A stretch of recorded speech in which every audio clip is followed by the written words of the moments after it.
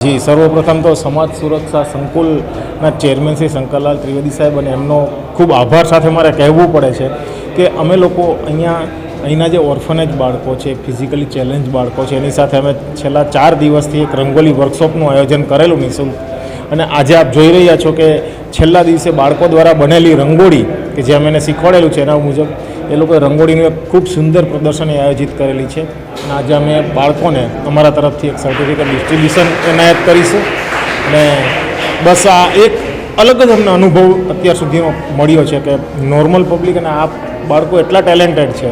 અમે ખૂબ ખુશ છીએ. અમે વડોદરાની જનતાને કહીએ છીએ કે આજે આવો અને પ્રદર્શન નિહાળો. કહેતા આનંદ થાય છે કે સહજ ગ્રુપવાળા કમલેશભાઈ અને મીનાબેને અહીં વર્કશોપ રાખ્યો હતો અને અમારા 35 બાળકોને રંગોળીનું સરસ રંગોળી પૂરતા પાણીમાં બધે સરસ કરાવ્યું છે. ગૌતમ બુદ્ધ છે, બાળકો છે, પછી માતા અને બાળક છે, એવું સરસ રંગોળી કરી છે. અને એમાં અમારા અહીં સંસ્થાના ચેતનભાઈ અને સંધ્યાબેને પૂરતો સહકાર આપ્યો છે. બાળકો સરસ તૈયાર થયા. બધાને અભિનંદન આપું છું.